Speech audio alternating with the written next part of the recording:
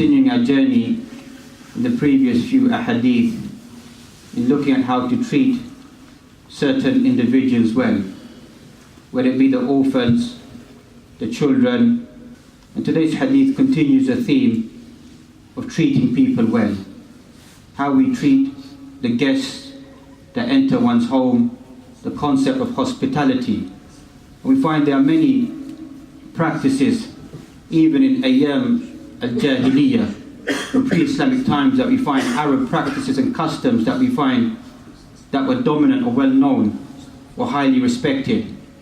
And this is a side point, should be a lesson to some of us, that we think that sometimes certain practices inside our culture or our countries are totally un-Islamic. Sometimes they have a precedence that exists inside the Quran and the Sunnah, but the way that they perform it begins to deviate at times.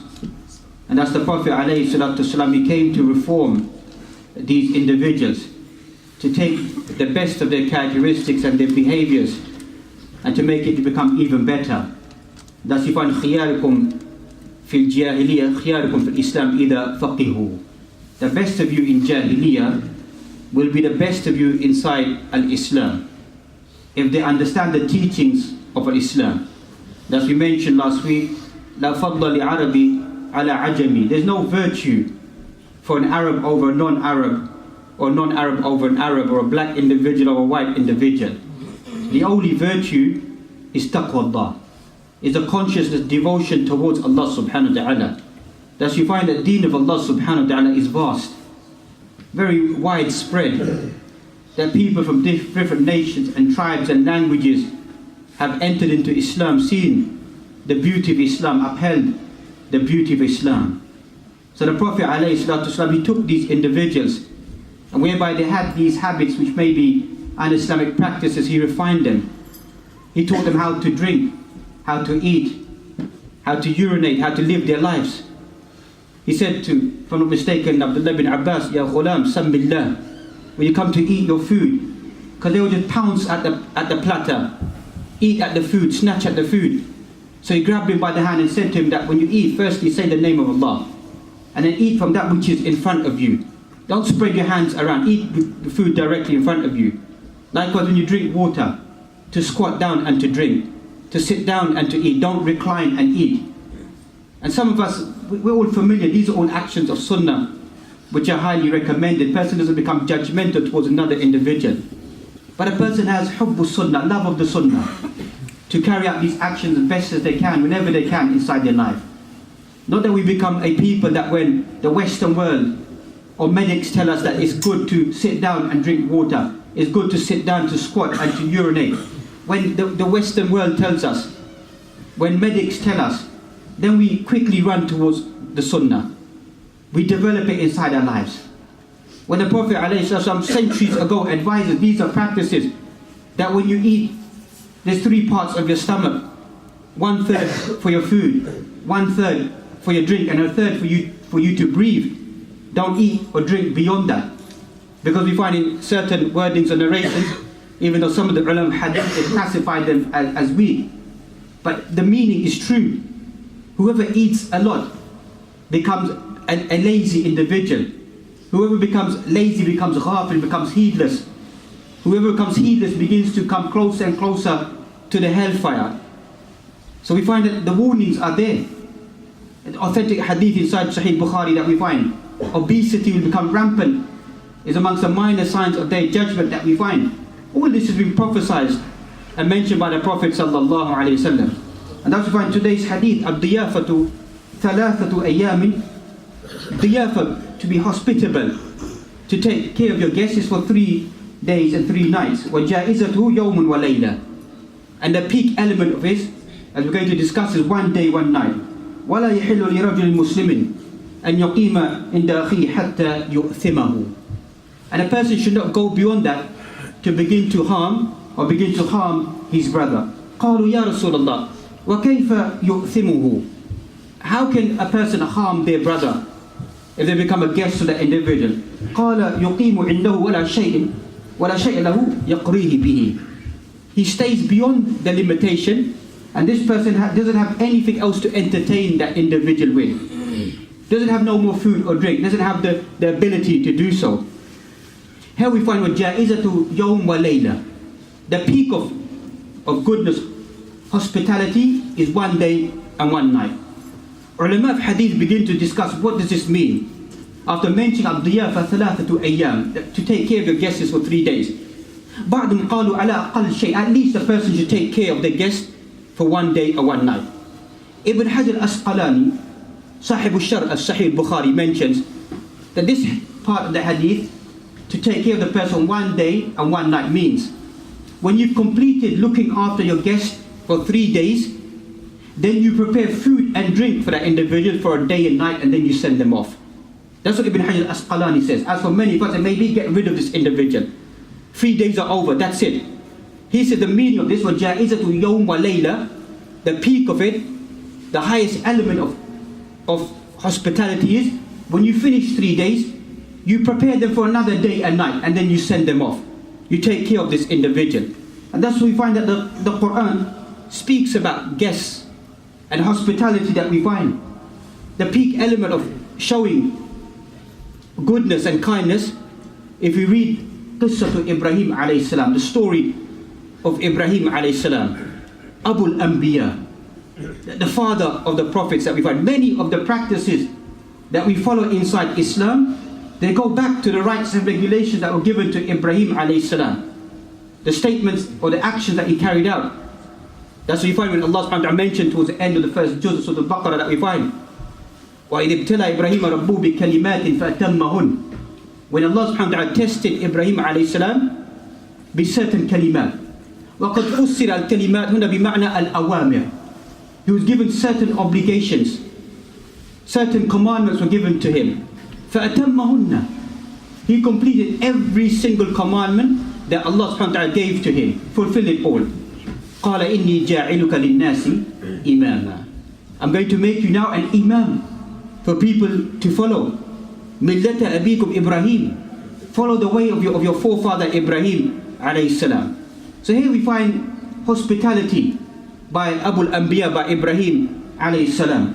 فَمَا لَبِثَ أَنْ جَاءَ بِعِجْلٍ حَنِيذٍ.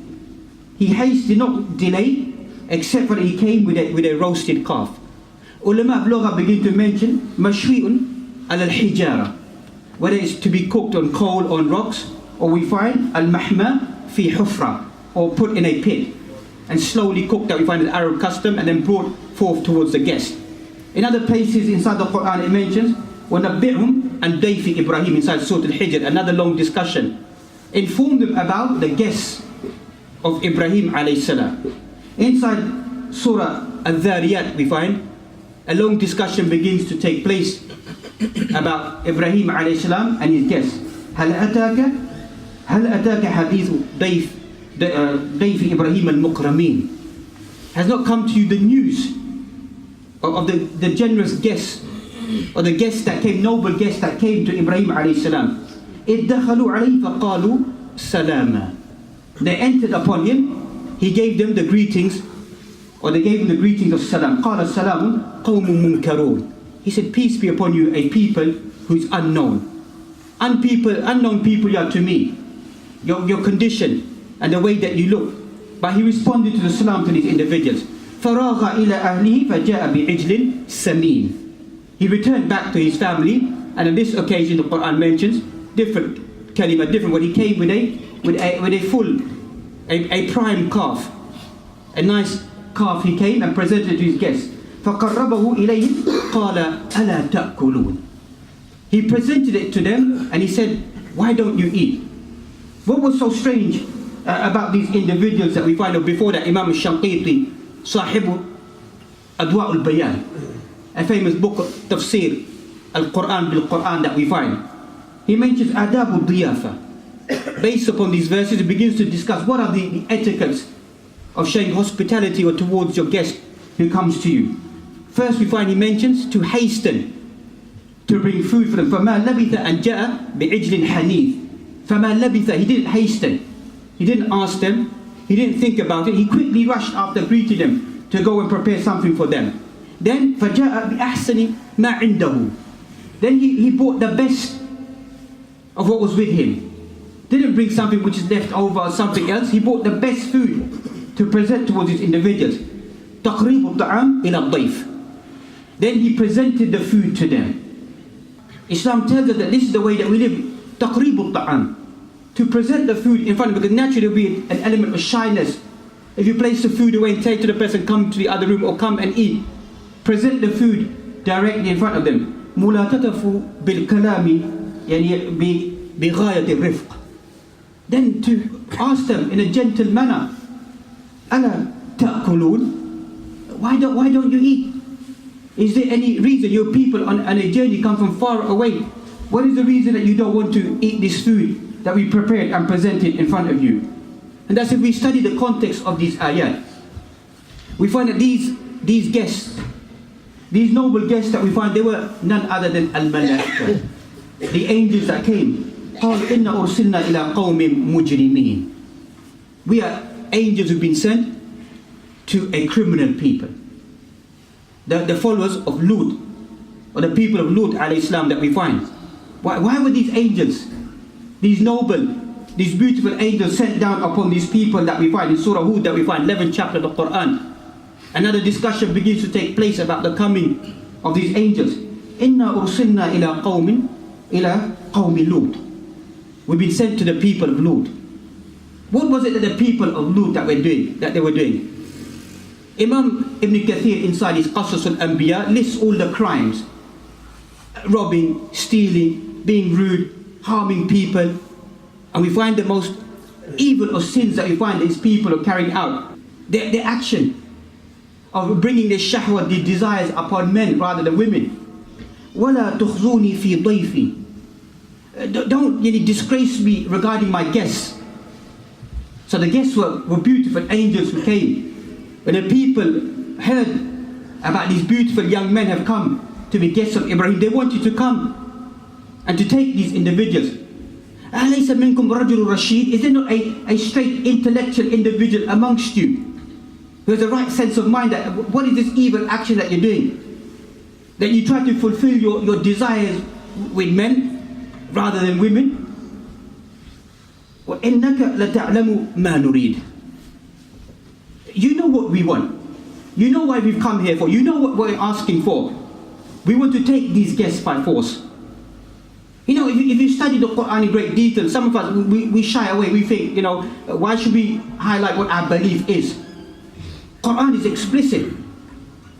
قالوا أخرجوا آل لوط من قريتكم إنهم أناس يتطهرون. Get rid of the people of Lut. إنهم أناس يتطهرون. They want to be pure people. You know, in the 21st century, in the modern world, same cliche, same manhaj, same mentality. Get rid of people who want to live a pure life, who want to live a good life. Get rid of these individuals. We want to do our fawahish, our evil actions, and then we want to justify to the world. We want to justify to the world that there's nothing wrong with what we're doing. أخرجوا آل لوط من قريتكم. Get rid of these individuals. Our request is to our Christian counterparts to read the story of Lut, or what they call Lot, in the book of Genesis inside the Bible. Read about the cities of Sodom and Gomorrah. Read about these cities, what the mufassirin of the Injil, what people explain the Bible, ulama indahum, clerics with them, rabbis with them, how they've explained who were the people that were punished and what was the crime that they did. Al-Bahr al-Mayyit, the Dead Sea, at the moment. What is the Al-Bahr al-Mayyit? What is the essence? Read the Quran in great detail, whereby Allah subhanahu wa ta'ala took them, or sent the angel to take them from underneath and to turn the whole of the space, the earth over them, to leave a sign for the rest of mankind. These people, they go there to take the mud, to take the oil, to say that it's a form of beauty, of good health. أما للمؤمن المسلم لا يدخل في هذه الأماكن. But a Muslim doesn't enter into these environments إلا باكيا, except for weeping, except for reflecting. للعبرة. That's what the Muslim is.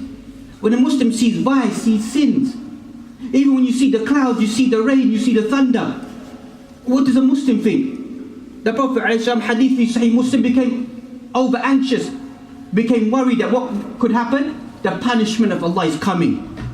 Man lam yukrim dayfahu falaysa min Muhammad wala min Ibrahim alayhi salam. Whoever, returning back to the mawdu, whoever doesn't take care of their guests isn't from amongst the followers of Muhammad or from the followers of Ibrahim alayhi salam. And as we mentioned, Abu Anbiya, the leader, father of the prophets, he prayed for the sending of Muhammad alayhi salam, the Prophet Muhammad to come amongst his people. That's why there's many similarities they share. And that's the Prophet alayhi salam, he mentioned 3 times, he mentioned, من كان يؤمن بالله فليقل خيرا أو ليصمت ومن كان يؤمن بالله واليوم الآخر فليكرم جاره ومن كان يؤمن بالله واليوم الآخر فليكرم ضيفه. The Prophet ﷺ in his hadith number 15 or so of the collection, Imam Nawawi's 42 hadith that we find. Read the shar of this hadith. Jawami al-kalim that we find, concise words given to the Prophet ﷺ. Read Jami al-ulumi wal-hikam of Ibn Rajab al-Hanbali in 2 volumes. Some volumes printed in 1 volume. Explain the basic hadith about how a Muslim is. You know, at the moment, this world is a strange world. You find H&D diplomas, degrees about hospitality, how to take care of people, how to look after people. The world is strange. You don't need a degree. You just need basic words. Man kana yu'minu billahi wal yawm al-akhir. Whoever believes in Allah the last day. Thus you find that al-iman isn't bitamanni, just by hope, just by kalam, but by speech. Just what this Muslim ummah is suffering from at the moment. It's just speech that we believe in on the tip of our tongue. Whoever believes in Allah and the last day, let them carry out certain actions. This is what the Quran always preaches. Al-iman, to have belief, to have ilm, and likewise to carry out action. Most of us we know. Most of us we know so many things. What is the problem that's being stagnant? Even in affairs of belief that we know. Allah subhanahu wa ta'ala descends. كَمَا يَلِيقُ بِجَلَالِهِ subhanahu, descends on the last third of every single night. Is the one who's seeking forgiveness, I may forgive the individual. Is the one seeking tawbah, may pardon the individual. All of us we know that. فَمَا هُوَ فَائِدَةُ هَذَا الْعِلْمِ. What's the benefit of this knowledge? What is the benefit of knowledge? إِذَا مَا تَقُمْ بِاللَّيْلِ مَا تُصَلِّي بِاللَّيْلِ وَلَا تَدْعُوا بِاللَّيْلِ وَلَا تَسْأَلْ بِاللَّيْلِ. What's the benefit of this knowledge? That you just know this knowledge, but you don't call upon Allah in the night. You don't make dua. You don't call upon Him. All of us, we know that Allah subhanahu wa ta'ala descend. Maybe there may be some ta'wilat. People have deviated, have their ta'wilat. Wala aqal, they all agree that Allah is there. Mustajabu da'wat, listens to the dua, but why? This knowledge, what does it do? نعرف أن هذا حلال وحرام. We know this is halal, we know this is haram. لماذا لا نجتنب المحرمات? Why don't we stay away from haram? قلة اليقين, قلة الإيمان باليوم الآخر, a lack of conviction, belief inside the last day. Salatul Fajr, Salatul Isha that we find. Whoever comes for Fajr, whoever comes for Isha, فاشهد له بالإيمان, testify for Iman for that individual. Testify Iman for that individual. We are Muslim ummah that we're bleeding, we're suffering that we find, but some of us we find it's trivial. ما أقول مرة في شهر, once in a month or once in a week, ممكن قد يتأخر. We find يوميا استمراريا, every single day. Every single day. A Fajr is gone by, I'm not praying it inside the masjid. Every other day Isha has gone by, not praying it inside the masjid. لماذا? For what purpose? ضعف الإيمان, weakness of Iman. But strength of the dunya. Strength of the dunya, that you find something of the dunya, we hasten towards it. ولهذا كلمة الله أكبر عند الأذان. What does Allahu Akbar mean? What does it mean? Allah is greater than everything. من أولادك ومن أهلك, from your family, your children, your work, your career, everything. لما تسمع النداء تترك كل شيء. Leave everything. That's what it means. If you don't believe everything, you believe something else is greater than Allah. Just like you leave your shoes at the edge of the door. What is underneath your shoes? أدنى شيء الدنيا. What's left is just the dunya underneath your shoes. That's all that's left outside there, outside the masjid. That's the value of the dunya. لما تدخل في المسجد، لما تدخل في الصلاة. ما تدخل في الصلاة أنت تفكر حول الدنيا. Don't enter into salah and think about the dunya. ترتب حياتك. Organize your life, your structure inside salah. I'm going to do this after salah. I'm going to do that. I'm going to do that. I'm going to do this. هذه ليست salah. That's not salah. That's not prayer. That's not prayer at all. قد أفلح المؤمنون الذين هم في صلاتهم خاشعون. Successful are the believers who, when they come to salah, khashi'un, submissive individuals, observant individuals. That's what salah is. Inna salata tanha anil fahsha'i wal munkar. As-salah takes you away from al-fawahish, takes you away from munkar. That's what iman is. Al-amal. Man kana yu'minu billahi wal yawm al-akhir falyaqul khayran aw liyasmut. بمعنى أو في بعض الروايات يسكت. Speak good or remain silent. That's what life is. Speak good, if not remain silent. ومن كان يؤمن بالله واليوم الآخر فليكرم جاره. You believe in Allah on the last day, then take care of your neighbor. Don't harm your neighbor. Numerous ahadith Ibn Rajab al-Hanbali begins to quote that you find the person begins to harm their neighbor. You find that hatta you find the Prophet kept on repeating later أنه يسكت. The companions mentioned such kalimat. They said, if only you remain quiet. That he kept on repeating, take care of your neighbor, take care of your neighbor, until we thought eventually the neighbor is going to inherit. That's what Islam is. That the neighbors around us, they should be pleased, they should be happy, they should be content. وَمَنْ كَانَ يُؤْمِنُ بِاللَّهِ وَالْيَوْمِ الْآخِرِ فَلْيُكْرِمْ ضَيْفَهُ. Whoever believes in Allah on the last day, let that individual take care of their guest. The final part of the hadith, وَلَا يَحِلُّ لِرَجُلٍ مُسْلِمٍ أَنْ يُقِيمَ عِنْدَ أَخِيهِ حَتَّى يُؤْثِمَهُ. Person shouldn't remain with their brother till eventually begin to harm their brother. فَقَالُوا يَا رَسُولَ اللَّهِ. They said, O Messenger of Allah صلى الله عليه وسلم, وَكَيْفَ يُؤْثِمُهُ. How does a person begin to harm their brother? قَالَ يُقِيمُ عِنْدَهُ وَلَا شَيْءَ لَهُ يَقْرِيهِ بِهِ. Stays with that individual beyond the 3 days, and a person doesn't have anything to entertain or to take care of that individual. And thus we find that here ulama begin to discuss that likewise a guest shouldn't be too demanding. The guest shouldn't be one that who is requesting, overburdening the individual, not to cause any inconvenience. We know that in the world that we live in, the environment, it's not the same as some of the Muslim lands that we find that houses are spacious, environment is spacious. That a person needs to understand the concept of guests as well, not to become burdensome upon other individuals. And likewise we find extremities about guests as well. The modern concept of guests that we find, that people say that a person needs to respond to a guest or attend functions of guests that we find. And as we mentioned, that we know so many things. But what is it that we lack inside our lives? Does it mean taking care of the guests, being with guests? The mixing of genders that we find, the mixing of families that we find. Because for the sake of whatever it may be. Islam, as we mentioned, it cuts out those cultural practices which go against the Sharia. It doesn't say cut away from your family members or don't take care of them. But whereby you find that there are certain gatherings of guests whereby they come together, where there's disobedience of Allah subhanahu wa ta'ala. We find Islam is clear.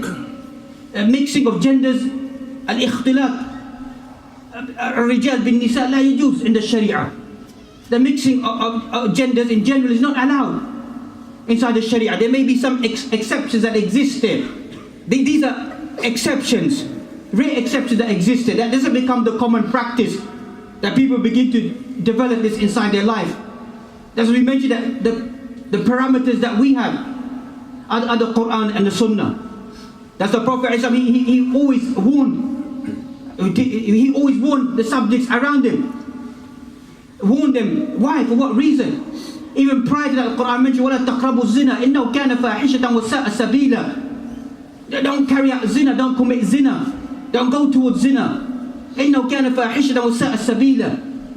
The New York Times recently done an article about work ethics and behavior. quite surprising it is that we will marvel at that, we will reflect upon that. They wrote that men shouldn't mix with strange women, shouldn't have dinner with them, should have private appointments with them, should sit in an open gathering with them.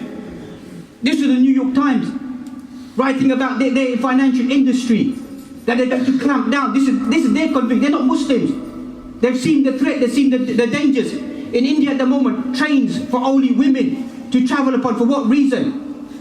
We don't mistrust any individual, but the deen of Allah subhanahu is there for protection, to remind us, to protect. إِيَّاكُمْ وَالدُّخُولَ عَلَى النِّسَاءِ. Woe upon you to enter amongst a gathering of women. Likewise you find Al-Hamu al-Maut. The brother-in-law is deaf. In our culture that we find, what is in our culture? Everybody is a brother-in-law, a sister. It's all family union that we find. We don't doubt any individual. But why did the Prophet ﷺ, he use such harsh words? That the brother-in-law is deaf. Because a strange person may just enter and just leave the house. But a close relative has entrance into the house, could come and to go and to leave. So the Prophet ﷺ is warning to be careful, to be vigilant, to protect the honor of the family members that we find. And likewise we find the other extremity that we find of so-called speakers and Islamic revivalists inside a society that we find, burdening people, excessive requirements that we find, lavish lifestyles, burdening that we find extortionate monetary gains for people, for collections of money, for lecturing, for asking for certain things, going beyond limits. It's no exaggeration at times, going to thousands of pounds for what? هذا دين Allah. This is the deen of Allah subhanahu wa ta'ala. If a person needs to take, ulama discuss a meager amount. If a person needs to take a certain amount to help them to get by, as they say. Even though in the Quran there's a great discussion in the fuqah about whether a person should take ujra, a person should take reward for teaching the Quran. Great discussion begins to take place. Many of them classify it's haram to take money for the Quran. Even though it's allowed at the end of the discussion, but they're showing the intensity. That a person their life shouldn't revolve around taking money for Islamic practices, or making a major source of their income that's become the society around us. And thus we find a simple life, simple results, simple teaching the Prophet ﷺ, to be generous and to be good towards the people around us. And likewise, we shouldn't become shy to display our faith. There's many individuals who share the same concerns that we have, but nobody voices them, nobody comes out. We shouldn't be shy about our faith. We shouldn't be shy about it. We should be full of praise, honor, dignity that we find. But انظر إلى حالنا. Look at the state of us. تقليد الغرب, racing to imitate the West. If they eat and drink in a certain manner, we need to eat and dress in a certain manner. I'm not saying it's haram, but the point here being, some people, they boast about that. They think it's thaqafa, they think it's culture, they think it's refined, they think it's etiquette, they think it's a modern individual. أما صاحب الدين يجلس ويأكل ويشرب. Person of deen who sits down and eats and drinks with their hand and behaves in that manner. This is a person who's a medieval, ancient individual. Kalla wa hasha. This medieval individual is following the person who liberated the medieval dark ages, put nur in the world. That was a Prophet ﷺ. That's what this individual is following. Who are you following inside your lives? Who would you look up inside your life to think that these individuals living in dark ages? Read about the Renaissance period, how in the dark ages they were. Then they found vision, they found light, they found illumination, then they discovered how to live a life. We knew how to live a life 1400 years ago. We've forgotten how to live that life now. Because we think that the teachings of the Prophet ﷺ are trivial teachings. They have no impact. You find every single thing of the Sunnah, in essence, is mu'jiza. Is a miracle. Is a miracle itself, as we began, will entice people. That when a person clings to their faith, holds fast to their faith, holds fast to the Sunnah, it attracts people. Attracts them that, why do you behave in such a manner? Why do you dress in a certain manner? Why do you speak in a certain manner? Why you do certain things in a certain manner.